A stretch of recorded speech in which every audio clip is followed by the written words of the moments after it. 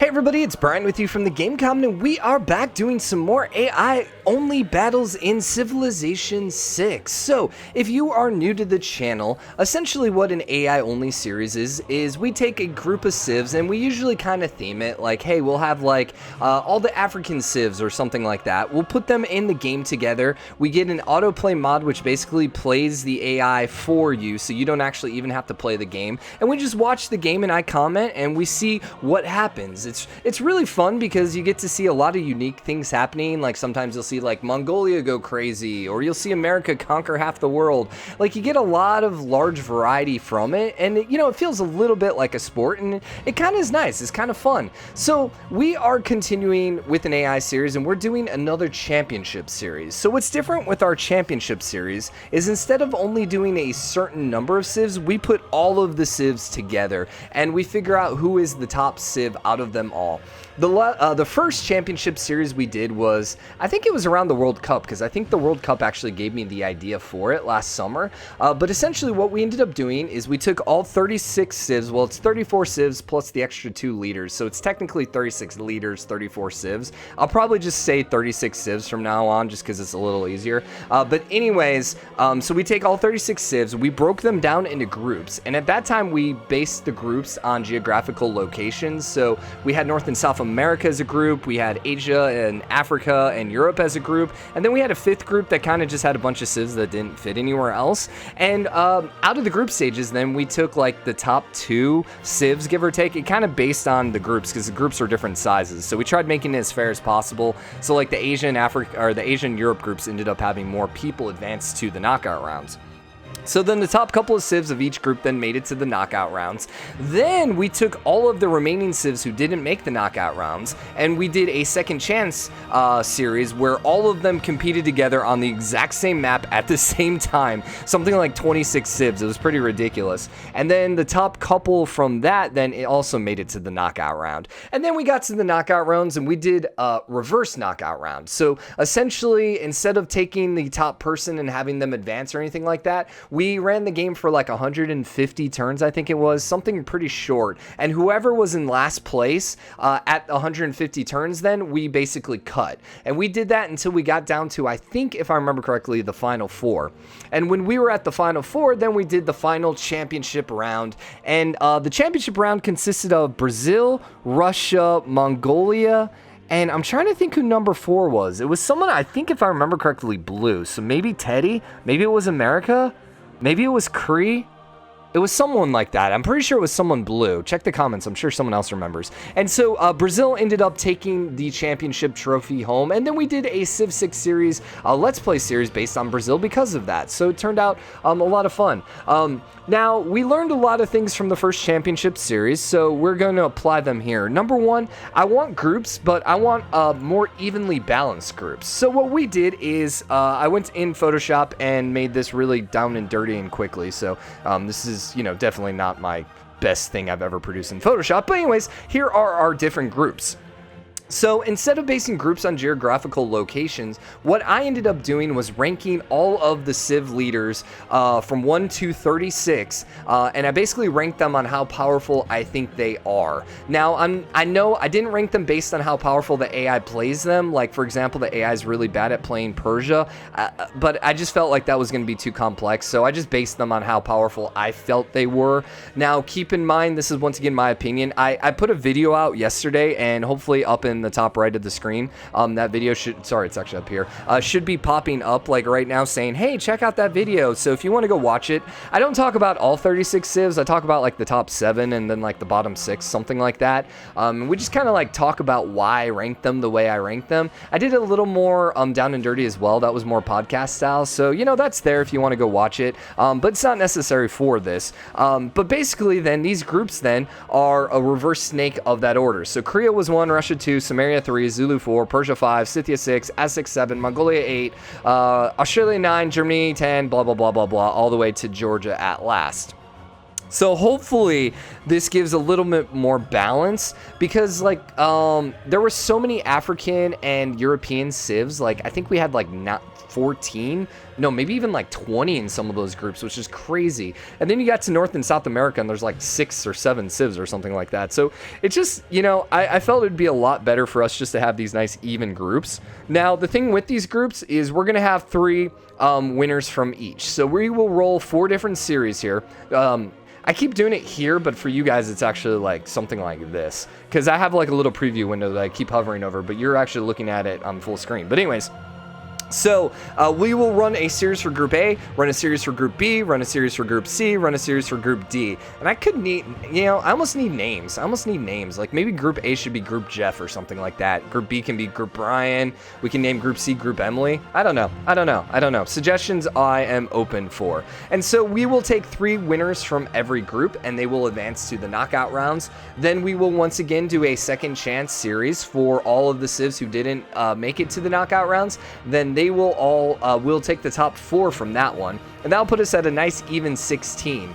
And then at that point, what we're going to do is we're going to do something a little different. I think we're going to do 2 different knockout rounds of 8. We'll take the top 4 from each of those groups, and then we'll do the reverse again, take it down to probably the final 4. And then instead of doing like one single match in which, you know, the winner is determined from that, we'll probably end up doing a 3-parter where it's going to be like 3 separate like 250 turn games, and we'll add up people's scores, and whoever has the highest score after all 3 games will be the winner. The reason I want to do that is so our last championship series, Brazil sucked the entire way through. Like they barely snuck in there. They shouldn't have been in the finals. They barely survived. Mongolia was kicking butt the entire way, and then it got to the last freaking day and Mongolia just decided not to show up, and Brazil out of nowhere came and took the championship trophy. I was so mad. Although some of you guys were rooting for Brazil, so it was kind of hilarious. So needless to say, if you didn't figure this out, this is going to be a very long running series on the channel. If you miss a couple episodes, it doesn't really matter. You know, I'm going to give I'll keep you guys updated. I'll probably keep popping things up like this up as we begin each episode so we can kind of see where everything's at as the game progresses. So it's going to be a lot of fun. I'm very much looking forward to it. I love AI only series, and I think this is going to be a great way for us to kind of say bye-bye to Rise and Fall before Gathering Storm comes out. I'm sure we'll probably start a championship series as soon as Gathering Storm comes out. We'll probably do an AI only series with maybe just the new civs, and then maybe we'll do a championship series, something like that. We'll figure it out. So mods, we currently have the autoplay mod. I have a link to this in the description. By the way, I always put link to the descriptions for all the mods. I always put a link to all the mods in the description below, so you can always check it out there. CQUI is currently on. Obviously, we have all of the created content on, and then yeah, that's just the expansion. I don't want the Mexico Civ. Why is the Mexico Civ on?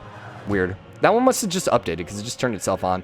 Quick start, which doesn't do anything, just restarts the game a little bit quicker. Show yield icons, which is wonderful, so I don't have to turn them on. And then we have yet another map pack, which this one is necessary, by the way, if you're trying to put in extra civs. Like, for example, you're trying to put 26 civs into a, you know, standard size map. You need yet another map pack to actually do that. So first group, who do we got? All right, let's go ahead and create game. Oh, other thing I'm going to mention before we get in here, we're playing on Prince difficulty. The reason for that is whoever we're playing as tends to be really, really bad. Like, for whatever reason, the AI just doesn't quite work the players, like the mod just doesn't work the players civ as efficiently as some as the AI. And so A, we don't want to play on deity because whoever we're playing as would fall way far behind. And then B, you know, they tend to not win anyways. So we're gonna do I think we'll do standard size maps. That'll be okay. Oh, before we get started, let's go shut off Sean Bean. I should do this before we actually start so I can actually talk over it. Okay, we will once again create game. We're gonna go advanced setup. I need to actually pull up my list. Where is my pictures? Yeah, dang it, I should have done this beforehand. And then thumbnails, and we're looking at Civ 6. We're doing AI only, and we're looking at championship series. Oh my gosh, I have so many freaking crap. All right, here we go. So in the first group is Group A, and we have Korea. Now, I am going to randomize this. We will do a number generator real quick to figure out which Civ we're going to play as. I don't think it's fair for us just to play as like the strongest civ, because I don't necessarily want the strongest civ to get knocked out. So we got Korea, we got Mongolia, Genghis Khan, we got Australia. Oh my gosh. Okay, so one of the things I was going to talk about is every time there is a World Cup tournament, everyone always talks about there being a group of death. I'm immediately realizing this group of death right now is Group A. This is sick. Mongolia oftentimes goes absolutely crazy. Korea is the most overpowered civ in the game. Even though AI only, they're not quite as good. Australia tends to be super aggressive, and they tend to do really, really well as well, the AI. And then China is also another really strong civ. Oh my gosh, and there's Nubia, which has the super early, awesome early game units. What the heck? Wow, this worked out really unfortunate for whoever's at the bottom of this group. What is Nubia's leader name? I should know this off the top of my head. Why am I not seeing Nubia? Why am I not seeing Nubia? Gitaja. Well, Egypt's there as well, right? Yeah, Egypt is the one right after. So then where did Nubia go? Where the friggin' heck is Nubia? Oh, there we are. It's right on top. I'm stupid. You guys are probably yelling at me. Brian, come on. And then Japan, Hojo. We have Greece, but we have Gorgo. All right. And that's the aggressive Greece, so we shall see. That's G, Brian. And then last but not least, Khmer. Oh, poor Khmer.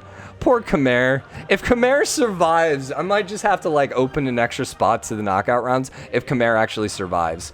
You know, because there's no... Oh, man, it's going to be bad. So we're going to do Pangaea for all these early maps. We want it on standard. Please don't delete. Please don't delete. That's all I ask. And then we want to do a number generator real quick online. I could put that up for you guys, but you just trust me. So random number generator, and we're doing 1 to 9. And so we generate, we got a 5. So 1, actually, let's do it this way. So 5 was Nubia. Okay, I'm glad I checked. So we're going to actually play as Nubia then. And then we'll put Korea down there. Sorry, Nubia. Oh, we can't do it that way, can we? There you go. And then Korea here. So where was Korea again? What was her name? I should know. Yeah, there we go. Okay, everything good. Prince, standard. Do we want city-states? No. No, let's not do any city-states. Let's not screw it up. We already have extra civ anyways. I think everything else we're going to leave on. Now, there's something to be said about going only for a domination victory, because it tends to make the AI a little more aggressive. The problem is no one's going to win domination victory. The only victory types that ever will get won by the AI would either be cultural science or score. Did we do less turn timers? I think we did. I think we did. I think I'm going to just do domination, and then let's do turn timers, and we're just going to do 300 turns, 350. I think sounds good. It gets too long, I think, if we do any extra amount. Let's do 325. Let's do 325. Now, the domination means they're going to be a lot more aggressive, and they're not going to spend as much time trying to, you know, win through culture and stuff like that. So it does adjust it. There are also other mods we could get to improve the AI. Then there's like the make humans OP again mod, which actually makes gives your human player a bunch of bonuses, which we've done in the past and still seen the human player lose as. So I don't know. But anyways, let's go ahead and start game, and let's take a quick look at these other groups real quick and just kind of glance at them while it's loading in. So Group B, then we have Russia, Aztecs, Germany, Arabia, Brazil, England, Norway, Greece, and Mapuche. That actually seems like a pretty strong group as well. AI Russia tends to be the most OP one, simply because so many of Russia's bonuses are just passive. Like getting the extra territory gives them so much extra score, it just makes them really crazy good. Aztecs, we've not seen them do super good, even though they have a really strong early game unit. Germany, however, usually does a pretty good job. And then Brazil is the current champion, so, you know, Group B is a little scary. Group C, we got Samaria and Scythia. Samaria, I don't think the AI plays as well as they should, because we hadn't really seen them win. But they are potentially, in my opinion, one of the most OP civs. I love them. Scythia is also right up there as well. And in Indonesia with the Kapungs, you know, you can't overlook them. And United States has a pretty good record in winning, or at least playing well in these groups. And then let's see, in Group D, we got Zulu, Persia. Sorry, you guys, it's over here for you guys. Weird. I'm looking at my preview window. I should just blow it up, and then at least it's a little closer. So Zulu is really, really powerful because of the cores and armies and being able to get those early, and domination victory is going to be nice for them. Persia, the AI plays terribly. Rome, maybe. I think this is going to be by far the weakest group. Yeah, I think that's going to be the weakest group, but we'll see. All right, ooh, that would have been bad if I left that on the whole time. All right, so let's go ahead and play. We are at like 15 minutes, but we'll go a little longer in this episode. Oh my gosh, I got to remember the controls. Okay, so number one, I noticed this when I was auto-playing not too long ago. We're going to get a lot of barbarian spawns because that's all the camps spawning. We maybe should just turn off barbarians. Yeah, at least we wouldn't have to worry about that. You know what? I hate that noise. It's not that loud for you guys. For me, it's just like da-da-da-dong. So anyways, we'll just leave it for now. So, okay, I can't do it. It's driving me crazy. So let's just remake the game. I'm gonna remake exactly what we had, except I'm gonna turn off barbarians and then we'll be right back. All right, we are back. And so the only change this time is I decided to go to a small map. So I ended up loading into another game. And as I loaded into the game with the standard size map, I realized it was really freaking big. Like to the point like Australia had like 6 cities and wasn't even close to bordering someone. So yeah, that seemed like a little too big. So we're gonna go down to standard. So that, you know, I think part of the reason there was so much extra room is because we turned off city-states. Like, normally city-states are going to take up a bunch of room. I just don't want city-states in there because they kind of upset the balance a little bit. So once again, Prince difficulty, no city-states. Pangea small, which is going to be fun. Domination score. Let's do turn timers, and I think I also want to change this a little bit because I think 325 might be a little quick. So let's do 375, which I think maybe is where we had it. And we have no barbarians, and then there's the random seed and map seed if you still want to play. So anyways, in case if you want to know why we remade the game, so I noticed this because I generally have like the AI autoplay going on in the background anytime I do a channel update on my channel, and I've noticed that the last couple times I did it, there's just like the barbarian like camp spawning sound is just like a constant thing. It's like a doo-doo doom, doo-doo doom, doom doom, and it's like every single turn, and eventually it like works itself out of the system, but it's like turn 50 or something like that, and it just gets really annoying trying to talk with that going in your ears. Like I said before, I don't think it's super loud for you guys, but it gets really terrible for me. So we'll probably just have to play without barbarians now for the time being, because I can't turn sound effects off, because then it gets really weird, because then you don't hear anything. So, all right, how does this map look? Number one, it looks a lot better. There's a lot less room for everyone to grow, so that's good. So, Gorgo is over here on the far west coast, and she actually has quite a bit of room over here to expand, so she's a little lucky. She also has the Galapagos, so pretty good for her. To her east is Egypt, and Egypt has a lot of room as well. God, there's still actually a lot of room here, but Australia is far to the south then.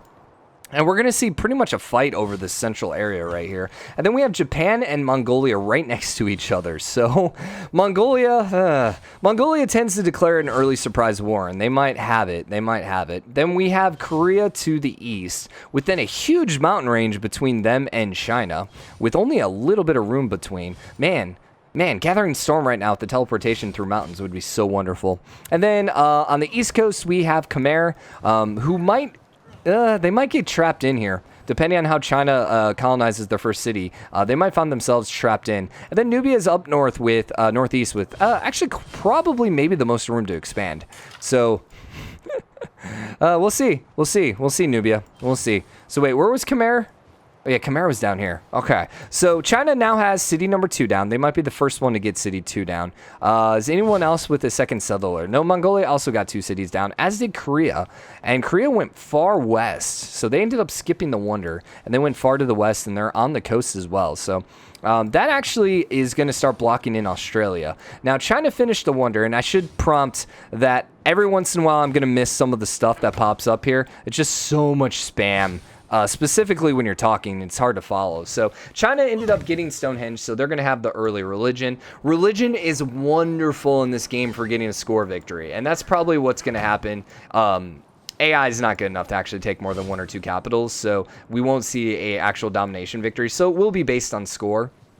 Conquering a bunch of cities is probably your best bet at winning, but getting a religion tends to give you 100 points, and I have literally seen people win and lose based on that. Wonders are also another very good way to get a bunch of score, too. So Japan finished a wonder, and probably Hanging Gardens, I would assume, at this point in the game. Yeah, there you go. Hanging Gardens.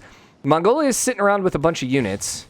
They are going to declare war probably on Japan, I would assume, here pretty quick. Egypt's 3 cities. Gorgo is at 3 cities. There is a wonder here, by the way. Australia also has 3 cities, but one of them is in the Tundra coast, which is just a terrible spot. Absolutely terrible. But they might be okay. Man, there might be loyalty pressure here, though. We'll see. We'll have to keep an eye out. Korea is now at 3 cities, too.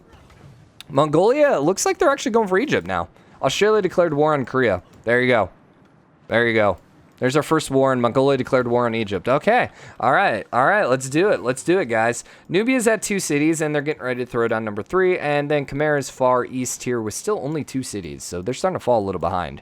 So initial war, I think Mongolia's in a pretty decent spot. They have quite a few troops here. And they only have to deal with a couple archers. So there's potential here. There's potential. The other war was, Australia actually took...